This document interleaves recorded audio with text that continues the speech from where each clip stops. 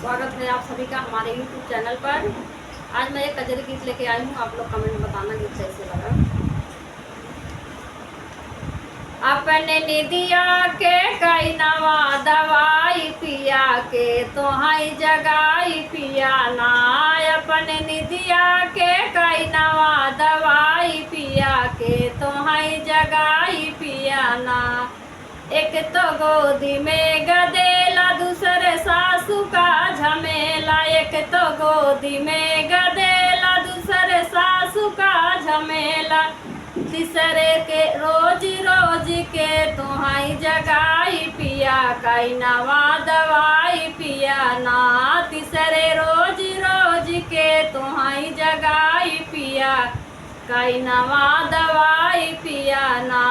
अपने निदिया के कई नवा दवाई पिया के तोहाई जगाई पिया ना। एक तो गोदी में गदेला दूसरे जेठनी का झमेला। एक तो गोदी में गदेला दूसरे जेठनी का झमेला। तीसरे रोज रोज के तोहाई जगाई पिया कई नवा दवाई पिया ना। तीसरे रोज रोज के तोहाई जगाई पिया कई नवा दवाई पिया ना। अपने निदिया के कई नवा दवाई पिया के तोहाई जगाई पिया ना।